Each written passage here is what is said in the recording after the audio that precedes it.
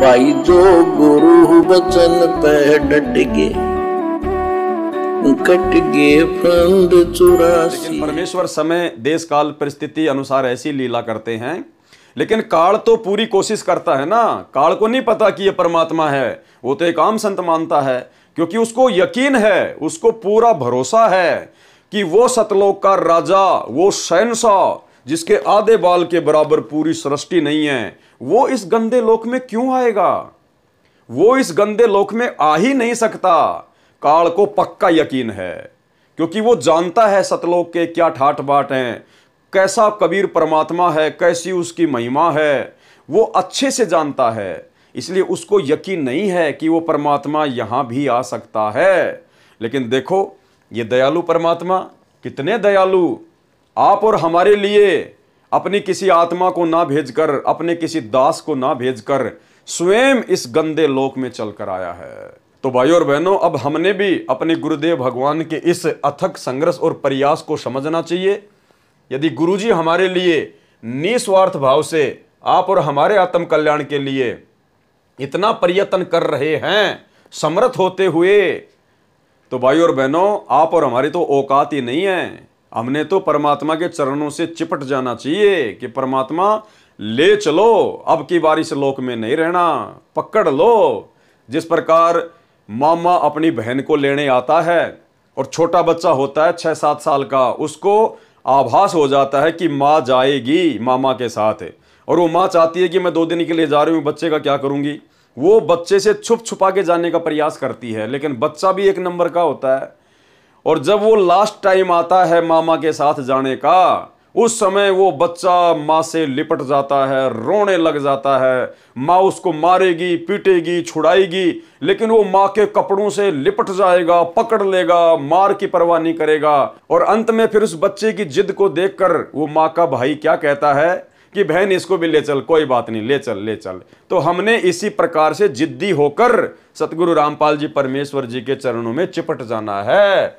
और भाइयों और बहनों, यदि अब की बार रह गए तो फिर पूरी प्रोसीजर से गुजरना पड़ेगा, पूरी प्रोसीजर से। जो भक्ति हमने कर ली है, सबसे पहले तो काल इस भक्ति को लुटाएगा और असंख्य युगों तक तो धरती पे नहीं आने देगा।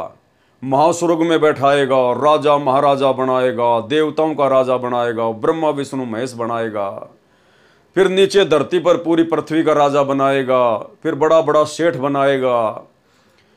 इस दौरान ना जाने हमारे साथ क्या क्या कष्ट होंगे, कितने एक्सीडेंट होंगे, कितनी बार आंखें फूटेंगे, कितनी बार हाथ कटेंगे, कैसे कैसे कष्ट हम भोगेंगे। कभी आंखों के सामने बेटा मरेगा, कभी बेटी मरेगी, कभी खुद अकाल मौत मरेंगे, और ना जाने कितने जन्म भोगने के बाद फिर अंत में जब तक इस दारिद्र वाली स्थिति में नहीं आएंगे, हैंड टू माउथ वाली स्थिति में नहीं आएंगे, तब तक ये परमात्मा संभालने वाला नहीं है। तो फिर हमें पूरी प्रोसीजर से गुजरना पड़ेगा, लंबा कष्ट मोल लेना पड़ेगा। जैसे बच्चा 10वीं कक्षा में फेल हो जाता है, तो फिर उस बच्चे को पूरी साल वापस वही पढ़ाई करनी पड़ती है पूरी, मास्टर के डंडे भी खाने पड़ेंगे, सर्दी गर्मी में स्कूल जाना पड़ेगा, सारे काम करने पड़ेंगे, यानी पूरी प्रोसीजर से फिर हमें वापस गुजरना पड़ेगा। तो बहुत लंबा चक्कर हो जाएगा भाइयों और बहनों। इसीलिए परमात्मा इतना प्रयास कर रहे हैं। 1994 से आप और हमारे लिए गुरुदेव भगवान ने दिन रात एक कर दिए। ना लोगों की गालियां देखी, ना लोगों की धमकियां देखी, 2-2 बार की जेल। तो भाइयों और बहनों, हमें तो लुट पिट जाना चाहिए सतगुरु रामपाल जी भगवान के वचन पर।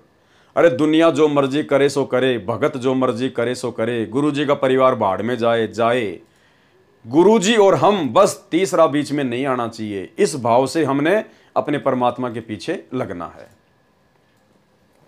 गुरु सेवा में फल सर्वस आवे, गुरु विमुख नर पार न पावे, गुरु वचन निश्चय कर माने और पूरे गुरु की सेवा ठाने। यानी पूरे गुरु की सेवा करनी है, आधे अधूरे गुरु की सेवा नहीं करनी। तो भाई आज हमें पूरा गुरु मिल चुका है, आप और हमारा परम सौभाग्य है। और पूरा गुरु स्वयं कबीर ही होता है। इसीलिए हमने इस कागज के कबीर को घर से निकाल दिया और वास्तविक कबीर को अपना पूरा गुरु मान लिया। सरलार्थ, गुरु जी की सेवा में सब सुख भक्ति आदि प्राप्त होते हैं। भाई आदमी को सुख चाहिए और भक्ति चाहिए, और वो भक्ति यदि हमें अपने सतगुरु की, गुरुजी की सेवा में मिल रहा है तो फिर भाई इस कागज की फोटो का क्या करें।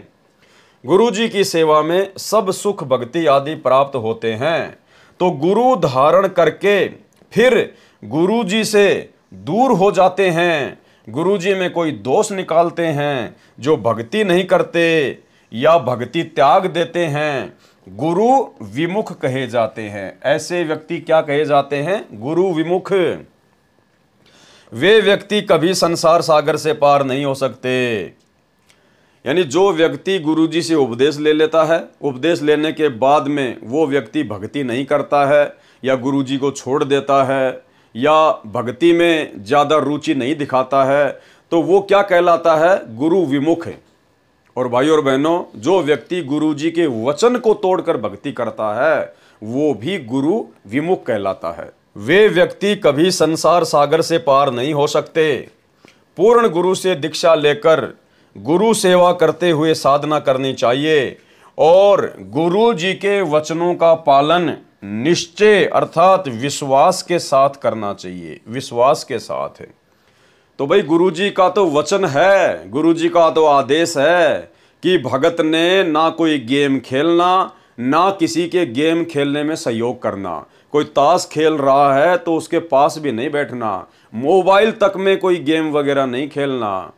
और यहाँ खुद गुरुजी का परिवार भगतों के दान से, भगतों के कर्म फोड़ते हुए 50 लाख रुपए का बैडमिंटन का स्टेडियम, खेल का स्टेडियम धनाना गांव वालों के लिए बना चुका है। तो भाई ये सतलोक आश्रम मैनेजमेंट हरियाणा वाले कहाँ अपने गुरुदेव भगवान के वचन की पालना कर रहे हैं? गुरुजी के वचनों का पालन निश्चय अर्थात विश्वास के साथ करें। भाई जो गुरु वचन पे डट गए, कट गए फंद 84 के, कट गए फंद 84 के, कट गए फंद 84 के।